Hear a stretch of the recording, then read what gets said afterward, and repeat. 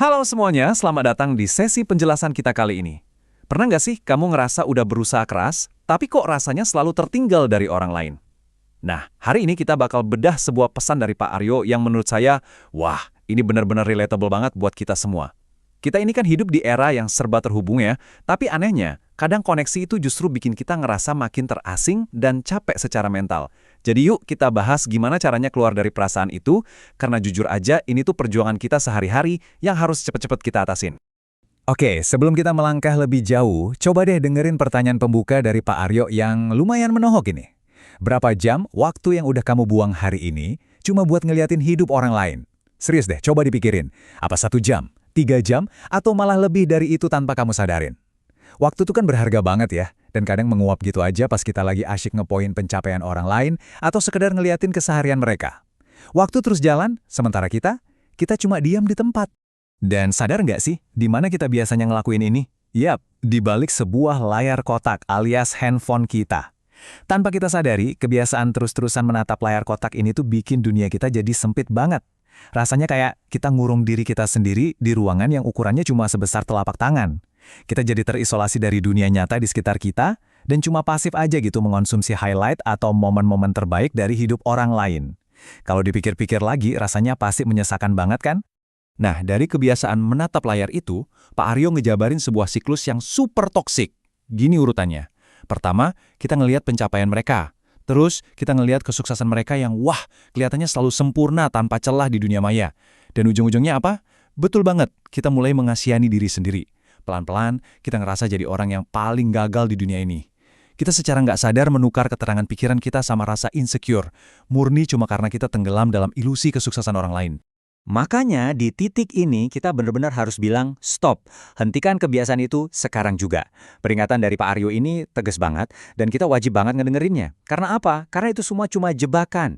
Desain dari seluruh siklus digital ini tuh bukan buat bikin kita ngerasa lebih baik atau termotivasi loh. Ini murni jebakan perbandingan yang sengaja ngunci perhatian kita, biar kita terus-terusan ngerasa kurang dan nggak pernah cukup. Kenapa perbandingan itu bisa jadi jebakan yang mematikan? Analogi ini bakal ngejelasin semuanya. Coba bayangin, kamu tuh ibarat lagi ngebandingin halaman pertama dari buku kehidupanmu sama halaman ke-100 di buku kehidupan orang lain. Masuk akal nggak? Pasti nggak adil banget kan? Kamu mungkin baru aja mulai ngebangun pondasi, baru merintis, sementara orang yang kamu tonton di layar itu mungkin udah ngelewatin proses jatuh bangun bertahun-tahun lamanya. Jelas nggak fair kalau kamu nuntut dirimu sendiri dapat hasil yang sama di tahap awal kayak gini? Biar kita bisa keluar dari jebakan ini, kita harus ubah total cara pandang kita. Ada satu kutipan penting banget nih. Setiap orang punya garis start dan lini masa yang beda-beda. Ini tuh fakta fundamental yang sering banget kita lupain gara-gara sibuk scrolling. Garis start kamu mungkin beda, tantangannya beda, kondisinya beda. Dan timeline atau waktu setiap orang buat nyampe ke tujuannya itu nggak pernah ada yang persis sama. Ngerti dan nerima konsep ini tuh ibarat ngangkat beban berat banget dari pundak kita. Terus aksi nyatanya gimana dong? Tenang, Pak Aryo ngasih instruksi fisik yang simple, tapi benar-benar bisa langsung mutus kebiasaan buruk ini. Langkah pertama, matikan HP-mu. Iya, matikan beneran. Putusin dulu koneksi dari layar kotak tadi. Langkah kedua, ambil selembar kertas kosong. Balik lagi ke dunia nyata yang bisa kamu sentuh. Dan langkah ketiga, mulai fokus sama hidupmu sendiri. Ini tuh langkah konkret yang bakal narik kesadaranmu balik dari pusaran ilusi dunia maya. Pas kamu udah berhasil ngerebut kembali waktumu yang berharga tadi, nah, ini saatnya buat kerja keras.